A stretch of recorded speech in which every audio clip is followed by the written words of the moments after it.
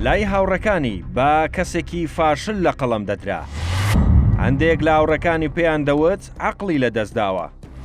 خۆشی وابیری دەکردەوە کە بێبەختە، بەڵام بوو بە یەکێک لە سەرمایەدارترینەکانی جیهان. جاک ما سەرکەوتووترین سەرمایەداری جیهانی. جاک ما دوای تەواوکردنی زانکۆ 16 جار داوای مافی پەنابەرێتی لە ئەمریکا کرد، بەڵام داواکەیان ڕەت کردەوە. 30 جار داواشی پێشکەش بە زانکۆی هاروارد کرد، بەڵام داواکەی ڕەت کرایەوە. لە ئەمریکا تووشی فلاس بوو، بە دوای کاردا دەگەڕا. بەڕێکەوت ئاگاداریەکی لە ڕۆژنامەیەک دابینی لە کۆمپانیای کنتاکیەوە بۆ کاری قاپشۆرین. 30 کەس داوایان پێشکەش کردبوو، 29 کەسیان وەرگیران، تەنها جاک ما وەرنەگیرا.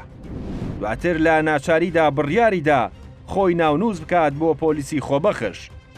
لە 14 کەس تەنها 2 کەس قبوڵ نەکران، یەکێک لەوانە جاک ما بوو.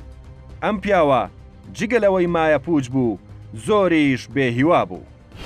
لە پڕێک بیرۆکەیەکی با مێژک داهات، بڕیاریدا ڕکابەری کۆمپانیای ئەمازۆن و ئایبی چینی بکات. هاوڕێکانی وایان دەزانی لە بێهیوایی عەقڵی لە دەستداوە.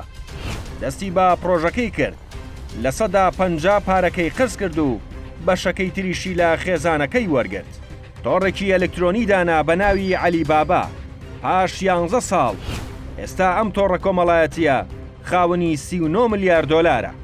زانکۆی هاروارد دکتۆرای فەخری پێبەخشی دوایەوەی ئامادە نەبوون وەک خوێنکار لە زانکۆکەیان قبوڵی بکەن.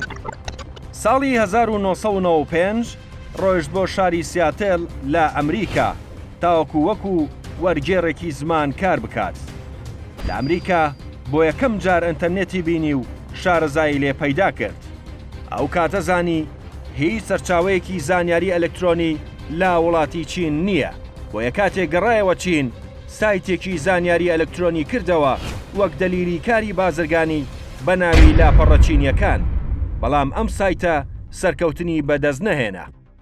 ساڵی 1999 جاک لەگەڵ 18 هاوڕێی لە شوقەکەی خۆی لە شاری هانشۆ کۆبوونەوە بۆ دامەزراندنی کۆمپانیایەکی تری نوێ.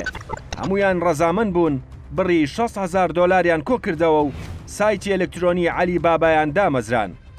جاک ما بۆیە ناوی عەلی بابای هەڵبژارد، چونکە لە چیرۆکی 1001 شەوەی شەهریار کاتێک عەلی بابا دەچێتە بەردەمی ئەشکەوتەکە دەڵێ ئەفتەح یا سمسم، ئەوە دەرگای گەنجینەت بۆ واڵا دەبێت.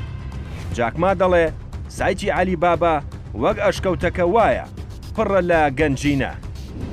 لە ساڵی 2003 سایتێکی تری بازرگانی بە ناوی تاوباو دانا بۆ ڕکابەری ئیبای چینی.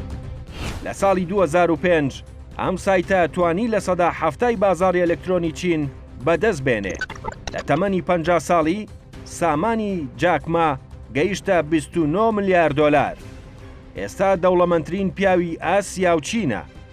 لە ساڵی 2013 جاک ما لە گۆڤاری هاروارد بیزنس ڕێڤیۆ وتی پێش 20 ساڵ لەمەوبەر خەڵکی چین تەنها بیریان لە شتە ئاساسیەکانی ژیان دەکردەوە، بەڵام ئێستا لە پاش باشبوونی بارودۆخی ئابووریان خەونی گەورەیان لە داهاتوودا هەڵچنیوە. لە ساڵی 2017 سامانەکەی جاک ما گەیشتە 39.2 ملیار دۆلار.